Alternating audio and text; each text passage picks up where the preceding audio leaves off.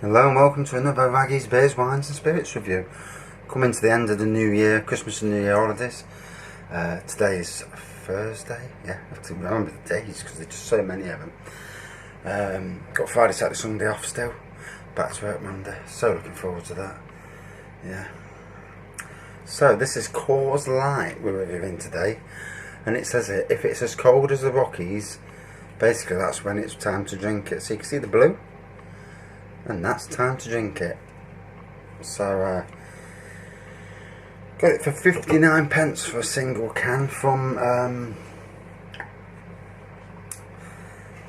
the likes of Morrison's, and reason being that sometimes when they're sorting their crates of beer out, the broken crates, they'll reduce them down and put the cans on the shop floor, which is great for customers that don't want to buy full crates. It's good for bargains, obviously.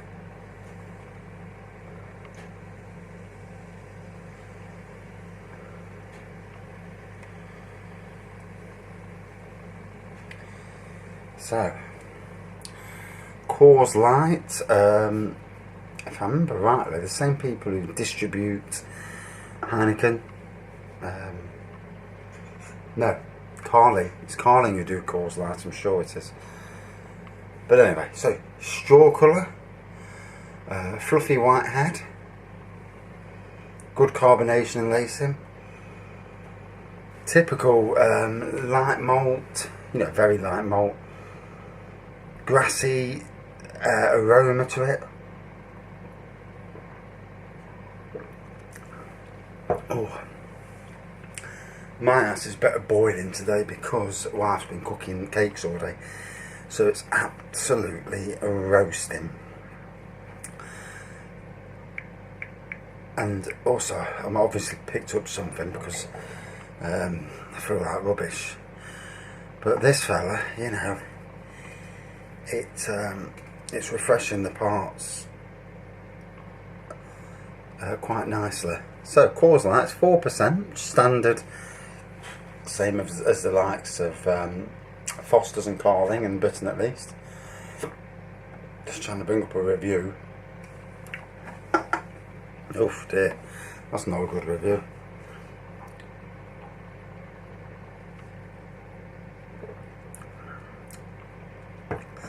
So bear in mind this is a beer review website. It's not a beer, it's a lager.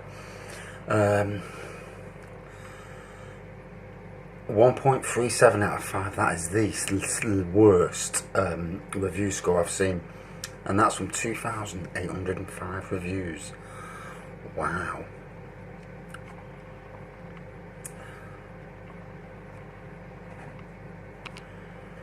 So poorly reviewed beer by others, yet my favourite low calorie, low carb beer on summer days out camping or working on the house. Best when ice cold or in aluminium pints.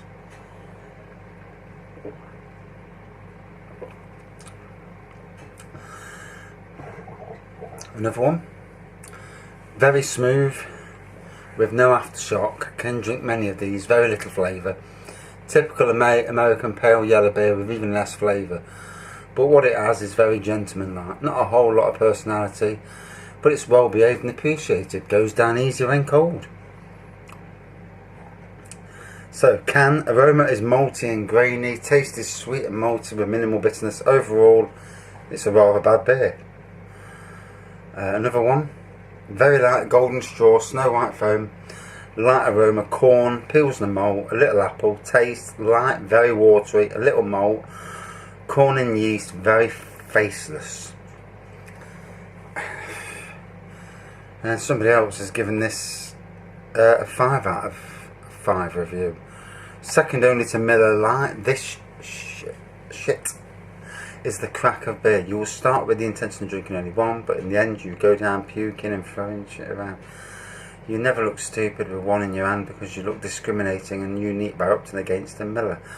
So obviously somebody who's only done 3 reviews, and it shows by his language and his silly score. So we'll get on it in a more professional way than that. That was a terrible review. It is what it is. Let's be fair, all lagers 90% of lagers are rather bland. They sell because people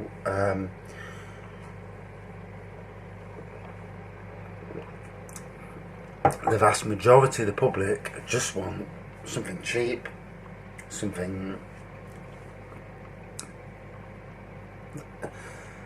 They'll come on the aisle and they'll look for something on offer, a lager, and people who want something a bit better, they'll go for Peronis, Heinekens and whatnot.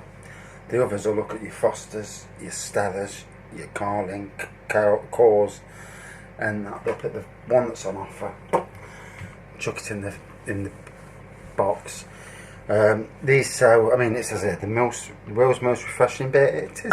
It's not a beer; it's a lager. Let's get that one out of the way. But it's refreshing. You know, it does what it says. It's not smooth like Heineken.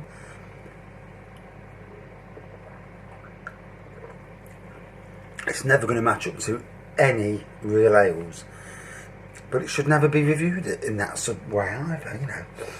Because if you was going to review it in that way, you'd be giving it a review of 1.8 and that sort of thing. But it drinks like it's supposed to drink. It's a lager, you know. It's not overly fantastic tasting. It's standard lager fodder, really. Nothing I've said from the reviews is any different to what the reviews said. Certainly refreshing. Certainly very easily drinkable. You know, it's one of them you could drink loads of. And let's be fair, if you get drunk on that stuff, then going into real ales at 6 and 7%, you're going to struggle. So out of 5, this to me is in the standard category of lagers and beers at the average range.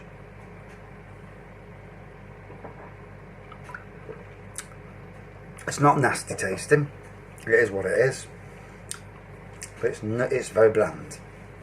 So I'm going to give it a 3.5 out of 5. It can't go any higher. It's just not interesting enough to go any higher. But you know, it is what it is. And can't really say any more than that, really. You know, it's another one for the thing.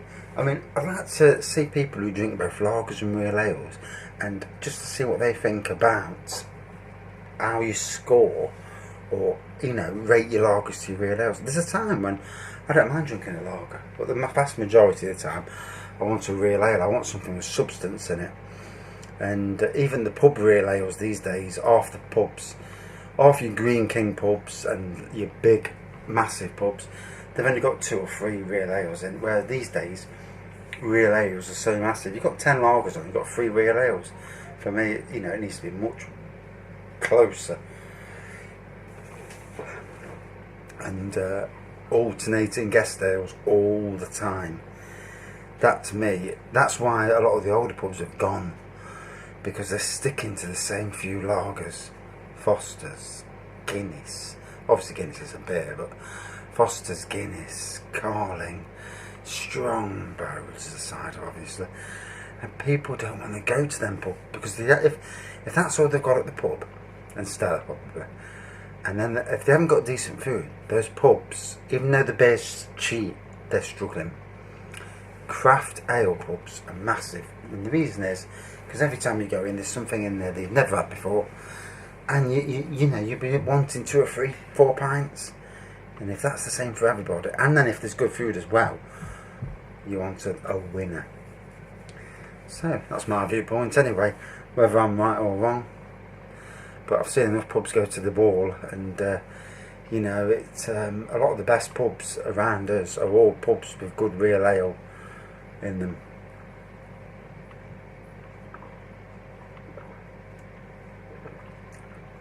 And good food.